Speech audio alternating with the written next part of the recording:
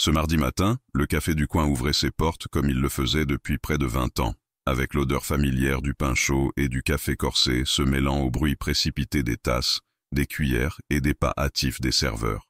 L'atmosphère était encore froide, vestige d'une nuit de bruine fine, et les habitués, ouvriers du bâtiment, retraités bavards et jeunes, les yeux rivés sur leur téléphone, occupaient leur table avec la prévisibilité rassurante d'une routine bien rodée.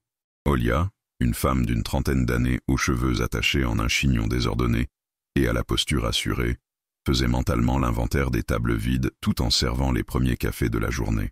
Elle n'était pas du genre à faire de grands gestes, mais possédait une efficacité qui attirait l'attention et une résistance que seule une personne ayant dû avaler beaucoup d'orgueil au fil de sa vie s'est cultivée.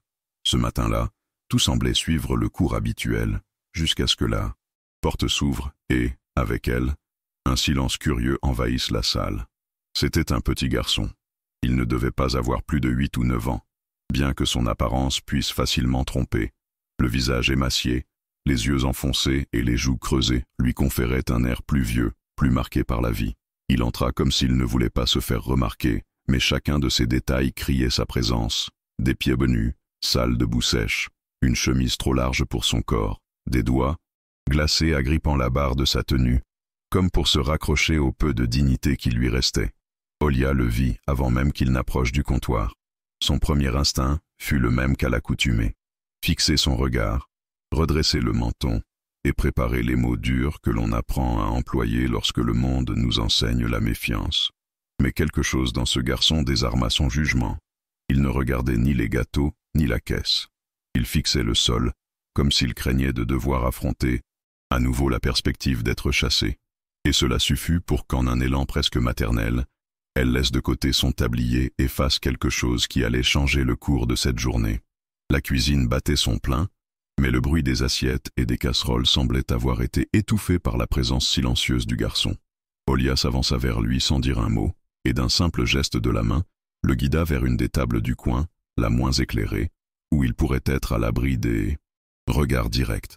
Il hésita comme si ce geste était un piège, comme si à tout moment quelqu'un allait lui crier dessus ou l'ordonner de s'enfuir. Mais ses pieds avancèrent, presque par instinct. Olia ne demanda la permission à personne.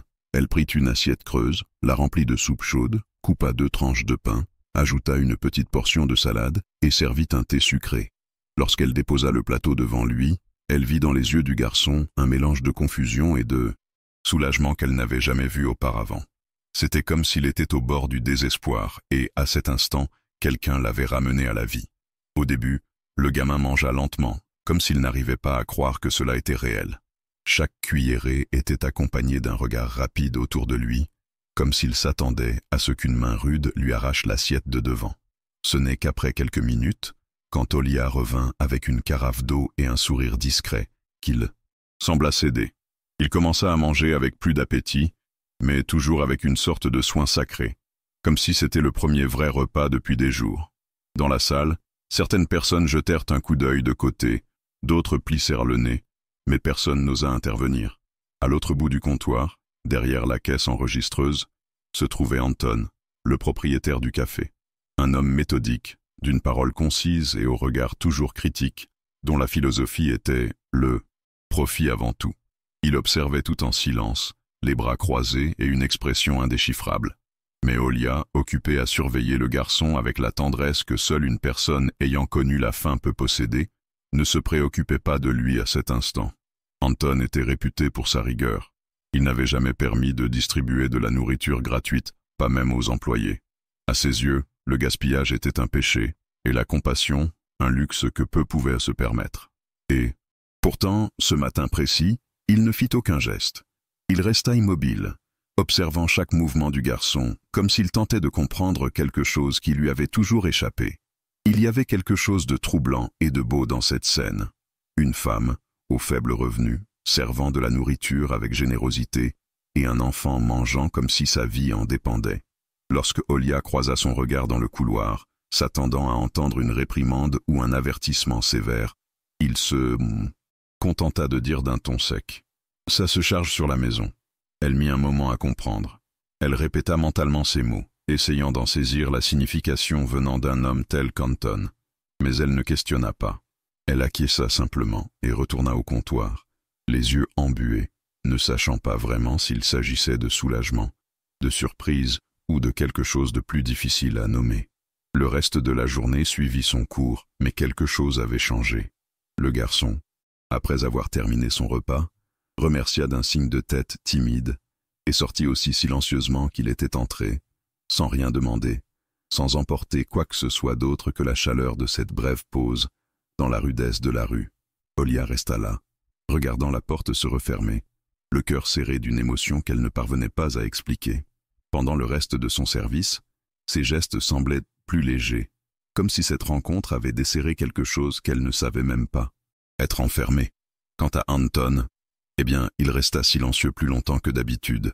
Il s'installa à sa table au fond, feuilletant des papiers qui n'avançaient pas, comme si l'image du garçon s'était incrustée en lui d'une manière étrange.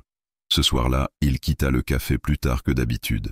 Et pour la première fois depuis longtemps, il marcha lentement dans les rues alentours, observant les recoins de la ville où la misère se cachait, comme s'il voulait comprendre où cet enfant dormait, d'où il venait, et pourquoi cette image ne le laissait pas en paix. Le lendemain matin, Olia arriva au travail tôt, comme elle le faisait toujours. Elle portait en elle cet étrange mélange de nervosité et d'espoir. Durant la nuit, elle avait pensé à maintes reprises qu'elle avait peut-être trop avancé, qu'Anton avait pu reconsidérer son attitude, qu'une réprimande n'était qu'à un coin de rue, mais elle ressentait également quelque chose de différent, une légèreté qu'elle n'avait pas éprouvée depuis longtemps. En entrant dans le café, elle fut accueillie par le silence habituel, l'arôme réconfortant du café frais et la lumière douce du soleil traversant les vitres embuées. Cependant, sur le comptoir, se trouvait une enveloppe, portant son nom écrit à la main. Pendant un instant, son cœur s'accéléra. Elle l'ouvrit doucement, sentant ses doigts se mettre à transpirer. À l'intérieur, une courte lettre, rédigée de manière directe, avec l'écriture sèche d'Anton. « Vous avez du bon sens, du courage et de l'humanité. À partir d'aujourd'hui, vous êtes la nouvelle administratrice du café. » Un moment, elle resta là, incapable de réagir. Les mots dansaient devant ses yeux, comme s'ils faisaient en partie d'un rêve lointain. C'était un geste inattendu venant d'un homme tel que lui, qui ne faisait jamais d'éloges, qui ne déléguait jamais. La promotion signifiait plus qu'un nouveau poste ou une augmentation de salaire. C'était une validation de tout ce en quoi elle avait toujours cru, mais qu'elle voyait rarement reconnu. Le fait d'être bonne envers autrui n'est pas une faiblesse, c'est une force. Prendre soin des autres, même lorsque personne ne regarde, est une manière silencieuse de changer le monde. Elle s'assit sur une chaise, tenant la lettre des deux mains, essayant de retenir les larmes qui montaient inlassablement. Dans la cuisine, les bruits familiers reprirent, les serveurs arrivèrent petit à petit, et la journée commença à nouveau. Mais pour Olia, tout était différent. La vie lui avait rendu, sous forme d'opportunité, ce qu'elle avait donné gratuitement, de l'empathie. Et pour la première fois depuis de nombreuses années, elle sentit qu'elle était peut-être enfin à sa place, pas seulement au travail, mais en elle-même. Anton arriva peu après, comme toujours vêtu de son manteau sombre et arborant un regard austère. Mais, en passant devant le comptoir et croisant le regard d'Olia, quelque chose de différent se produisit. Il hocha la tête, un geste, presque imperceptible, mais chargé de sens. C'était sa manière de dire « J'ai vu ce que vous avez fait, et cela m'a aussi changé ». C'était comme si, pour la première fois, il reconnaissait en elle quelque chose qui allait au-delà de l'efficacité professionnelle, le courage silencieux de quelqu'un qui, même sans posséder grand-chose, choisit de donner. Olia lui renvoya ce geste par un sourire discret. Il n'y avait pas besoin de mots. Là, entre deux personnes habituées à avaler la vie sans saveur, naquit un accord invisible, la reconnaissance mutuelle du fait qu'un bien avait été accompli, et qu'en quelque sorte, cela rendait tout un peu plus supportable. Au fil de la matinée, tandis que les clients allaient et venaient, Olia pensait au garçon. Où pouvait-il être maintenant? Avait-il encore mangé? S'était-il endormi dans un coin sec? Elle souhaitait le retrouver, non pas pour lui apporter davantage de nourriture, mais pour lui dire qu'il était vu, qu'il comptait. Mais, comme tant d'enfants de la rue, il avait disparu dans le flux impitoyable de la ville. Pourtant, son image demeura. Elle devint une sorte de souvenir vivant, un rappel que, parfois, les plus grands changements se produisent lors de moments minuscules, presque invisibles, et que l'amour, lorsqu'il agit sans demander la permission, peut franchir même les murs les plus durs. Le café n'était plus le même, et Olia, bien qu'elle continue à servir les tables et à nettoyer les comptoirs, faisait désormais tout avec un regard différent, celui de quelqu'un qui sait qu'un jour, un garçon affamé avait changé le destin de 3 personnes, sans prononcer un seul mot. Au cours des semaines qui suivirent, le café prit un nouveau rythme. Olia, désormais administratrice, ne se contentait plus de coordonner les horaires et les stocks. Elle commença à transformer l'endroit par de petits gestes qui, auparavant, auraient semblé impossibles sous la direction d'Anton. Un pot de dons apparut discrètement à côté de la caisse, accompagné d'un mot écrit à la main.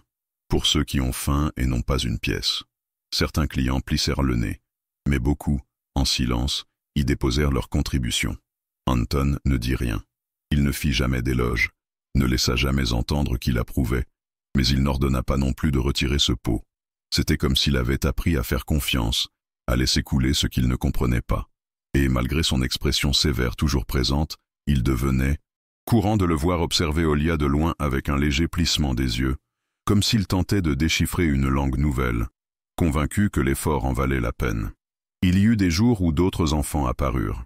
Certains entrèrent simplement pour échapper à la pluie, d'autres tentaient de vendre des bonbons ou de quémander quelques pièces. Olia les traitait toujours avec gentillesse, mais jamais avec pitié. Elle leur servait un verre d'eau, parfois un simple plat, mais faisait toujours en sorte de regarder chacun dans les yeux. Elle voulait qu'ils sachent qu'ils n'étaient pas invisibles. Les employés, inspirés par elle, commencèrent également à changer. Un serveur plus jeune se mit à rapporter des vêtements usagés de chez lui. Un autre commença à préparer des sandwichs supplémentaires, à laisser sur le comptoir les jours de grand froid. Le café, qui n'était auparavant qu'un point de vente comme un autre, finit par acquérir une âme. Il devint un refuge discret au milieu de l'agitation de la ville. Un lieu où, pour de brefs instants, ceux qui n'avaient un rien recevaient le strict minimum nécessaire, de la dignité. Et en silence, tous savaient que tout avait commencé par un simple geste, en un jour ordinaire, à cause d'un garçon que personne d'autre n'avait remarqué. Par un soir pluvieux, quelques semaines plus tard, alors qu'Olia fermait la caisse pendant que les derniers clients quittaient, se protégeant sous des parapluies maladroits, le bruit des gouttes, frappant la bâche en toile, conférait à l'endroit une atmosphère de douce mélancolie, presque méditative. Elle nettoyait le comptoir avec des gestes automatiques, déjà en train de penser à la liste des tâches du lendemain, lorsqu'une silhouette immobile à l'extérieur attira son attention. C'était lui, le garçon. Il était adossé à la vitrine, les cheveux trempés collés sur le front et arborant ce même regard méfiant. Mais il y avait quelque chose de différent, une légère lueur d'espoir dans sa façon de la fixer, comme si, après des jours d'absence, il avait décidé de revenir au seul endroit où il avait ressenti un semblant de sécurité. Sans hésiter, Olia se précipita vers la porte, l'ouvrit précipitamment et l'invita à entrer, comme si elle craignait que la pluie ne l'emporte pour toujours. Elle ne demanda pas où il avait été, ni ce qui s'était passé. Elle se contenta de l'installer à la même table du coin, désormais presque symbole de ce lien inexplicable. Elle s'assit avec lui, prit une serviette sèche et commença à essuyer délicatement les cheveux du garçon. Lui, immobile, la laissait faire, et dans ce geste simple se lisait plus de confiance que ne pourraient l'exprimer 1000 mots. Olia prépara un autre plat, cette fois avec plus de soin, comme si elle voulait y insuffler tout ce qu'elle ressentait, tendresse, protection, présence. Lorsqu'il eut terminé de manger, il leva les yeux pour la première fois et murmura, à peine audible, « Merci ». Ce fut le seul mot qu'il prononça, mais il portait en lui un poids capable d'écraser des cœurs moins vigilants. Pour Olia, ce fut un signe. Elle ne savait pas s'il reviendrait, ni ce que l'avenir lui réservait. Mais à cet instant précis, elle sentit qu'elle avait semé quelque chose, une petite graine, certes, mais vivante, d'humanité. Anton observa la scène depuis un coin de la cuisine. Il ne s'en approcha pas, ne dit rien, mais quelque chose en lui se remua à nouveau, quelque chose qu'il ne parvenait pas à nommer, mais qui, depuis ce premier jour, n'avait cessé de grandir en silence. Pour la première fois depuis des années, il pensa à son enfance, à la rudesse qu'il avait appris à dissimuler sous des couches de discipline et de froideur. Il se rappela le moment où, enfant, il avait connu la faim dans une gare et que personne ne s'était soucié de lui.